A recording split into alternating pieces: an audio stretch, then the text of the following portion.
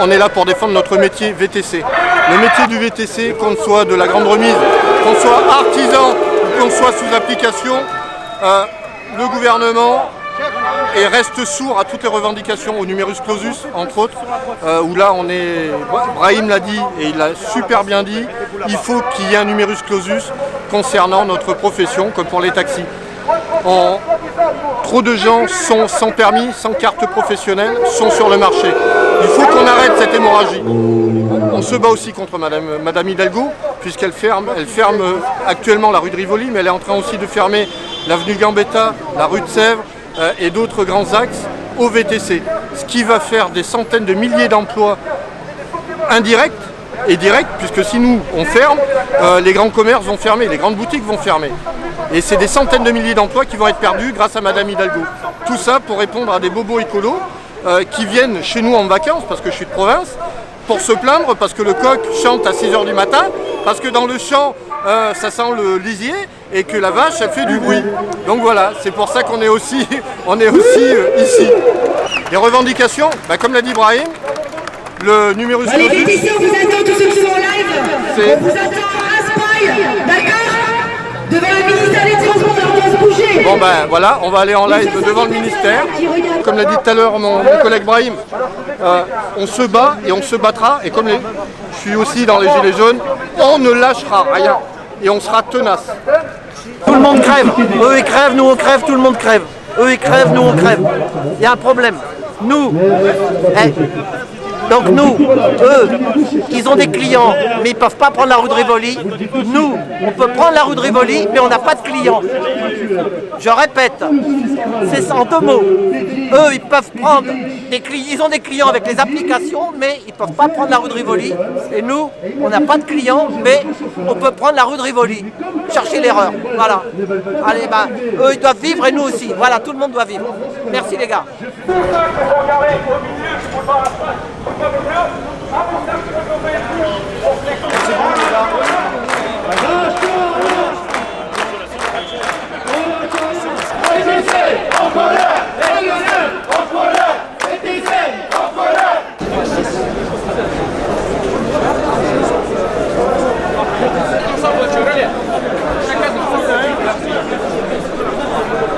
S'il vous plaît, on part en opération escargot au ministère des Finances, on regarde nos véhicules.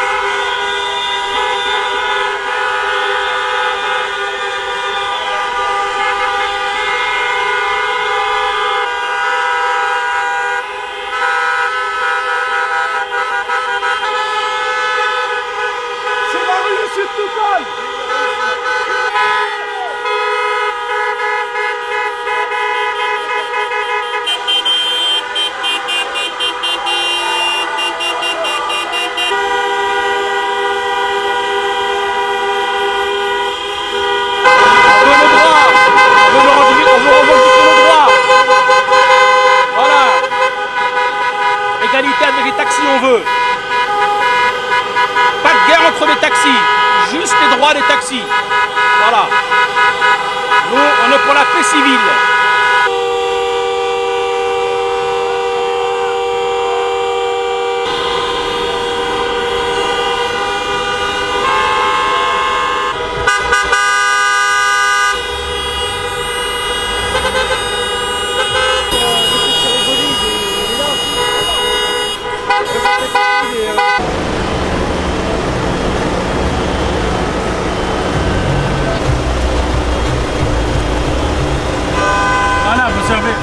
Ouais.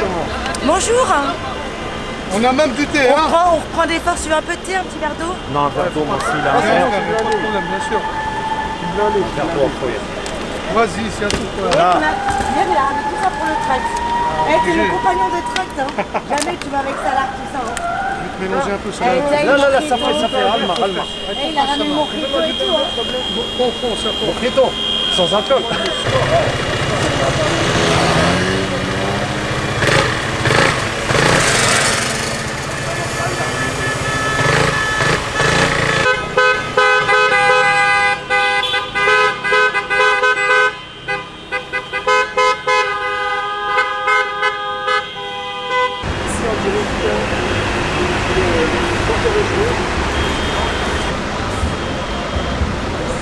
Voilà comment on met sa voiture. La loi Grand Guillaume, numéros clausus, et la chose la plus importante que nous souhaitons, c'est sur le côté gauche, la loi Grand Guillaume. La loi française, l'État français a fait une nouvelle loi pour faire respecter la loi, c'est incroyable. Il n'a jamais été autorisé aux lotis capacitaires de travailler dans les villes de plus de 100 000 habitants. Ça fait près de 10 ans que ça existe. Et nous entendons quoi? Des histoires de viol, des choses qui sont très très graves. Nous sommes là pour transporter votre famille, vos enfants. Mais ces gens-là, les pauvres, les chauffeurs, otages, les fraudeurs sont aussi des victimes. Malheureusement, ça fait près de... Attention à vous. Ça fait près de 10 ans que ça dure comme ça à grande échelle. Nous souhaitons juste que les choses changent et que les chauffeurs, fraudeurs savent ce qu'ils risquent. C'est très grave. Actuellement, devant la justice, dans les cas les plus graves, c'est au pénal. Renseignez-vous, la loi Grand Guillaume. Passez votre examen de VTC ou de taxi. Mais faites attention, s'il vous plaît. Arrêtez. Parce qu'actuellement, c'est carrément un génocide. Voilà. Numéros clausus et la loi Grand Guillaume.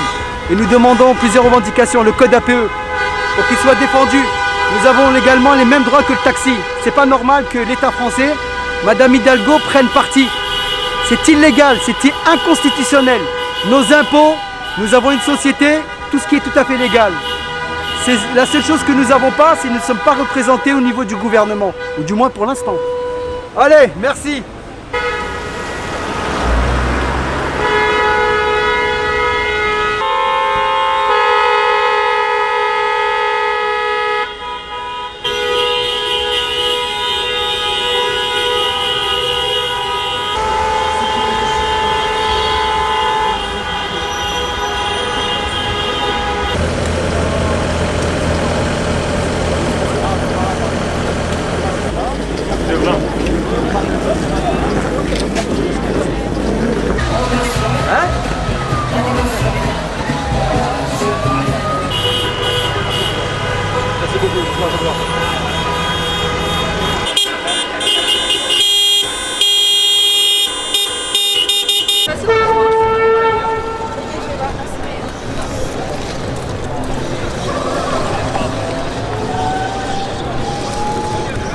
On est passé lundi devant la mairie de Paris, on n'a pas été reçu, on a été même pris pas très au sérieux, il faut avouer. Mardi, on a redemandé la même chose.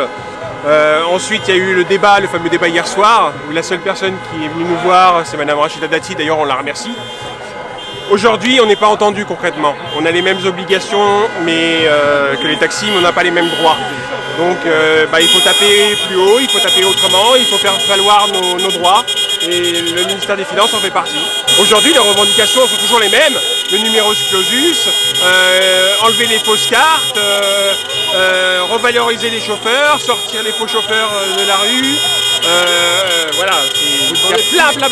Ouvrir évidemment les rues de Paris aux artisans VTC, parce qu'on est artisans VTC. Aujourd'hui, c'était lundi dernier pour la rue de Rivoli. Depuis, on a vu qu'il y a eu, comme je le prédisais, d'autres rues qui se sont ajoutées, voire même des places, puisque hier on a eu une belle place de Paris qui est devenue pratiquement 100% vélo.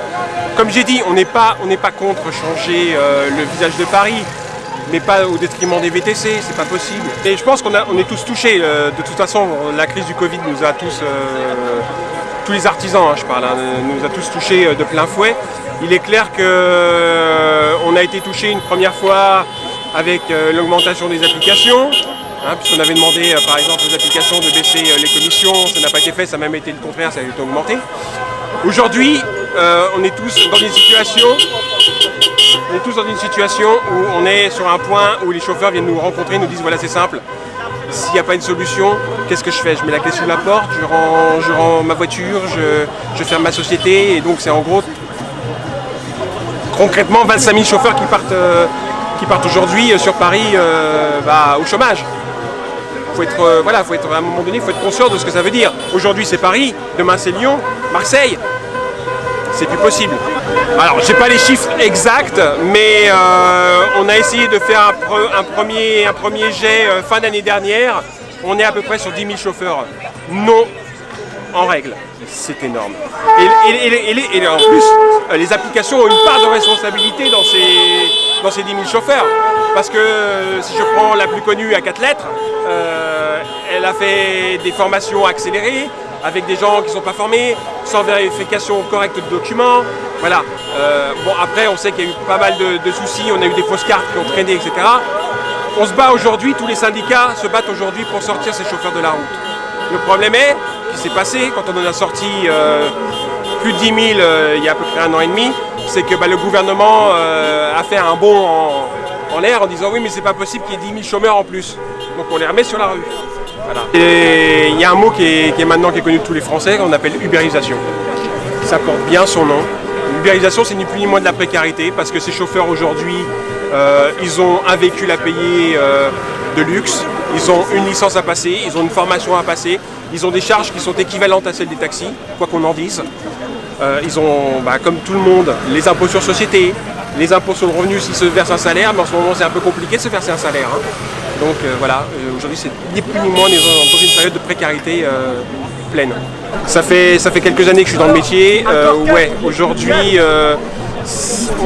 on sent qu'on n'est vraiment pas entendu par rapport à notre profession, et on sent qu'il y a un petit peu d'hypocrisie. Je vais expliquer pourquoi. C'est qu'aujourd'hui, on met les VTC à mal, mais quand il y a des délégations qui viennent sur Paris, ou qu'il y a des officiels qui sont reçus, ils ne viennent pas en taxi. De faire de la performance, et c'est plus possible. Là actuelle, c'est soit on établit tout de suite un numerus clausus pour équilibrer les phrases, parce qu'on voit qu'il y a des faux chauffeurs, on voit qu'encore à l'heure actuelle, il n'y a aucune transparence, on parle d'algorithme qui est maîtrisé du côté des applications, mais de notre côté, on discute de propositions de loi pour voir si effectivement on peut encore une fois voir qu'est-ce qui se passe au sein de ces algorithmes. Mais nous, notre structure syndicale a bien vu, notre structure syndicale a vu que l'algorithme était maîtrisé, par exemple pour Captain, un exemple très simple. D'un simple clic, on déconnecte un chauffeur, d'un simple clic, on rebascule une course avec un autre chauffeur, c'est plus possible. Donc voilà, il faut une transparence totale. Déjà, on regarde déjà le massacre aux États-Unis, il faut savoir que Uber propose des solutions précaires. Là, le libre choix de la tarification, vous avez vu que maintenant, ils vous disent que vous avez le droit de choisir une tarification, mais ça n'a jamais réglé le problème. Vous avez une concurrence déloyale entre les chauffeurs qui ne sont pas formés déjà. Il faut savoir que la plupart ne savent pas gérer une société. Et donc, si on nous amène ce modèle-là, qu'est-ce qui va se passer? Effectivement, on maîtrise notre tarification. Mais si on nous amène derrière 10 000, 15 000, 20 000 chauffeurs, qu'est-ce qui va se passer? Eh bien, tous ces collègues-là vont rester sur le carreau, tout simplement.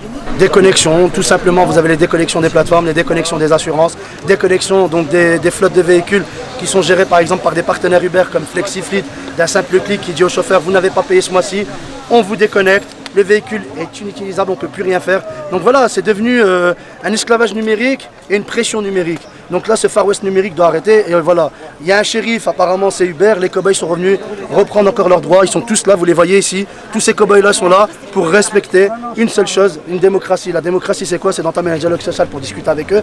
Mais voilà, c'est unilatéral. Il n'y a rien avec eux. On ne peut pas discuter. 3 ans. Vous avez bien vu qu'on a perdu notre temps avec eux. Donc maintenant, il est temps que le ministère des Finances, le ministère des Transports prennent le relais. Et après, nous dire que voilà, ils ont des succursales basées en dehors de la France. Ici, c'est un état de droit, tout simplement. Et écoutez, déjà, il faut savoir qu'on a déjà été entendu. Ils nous remettent en place encore une espèce de charte.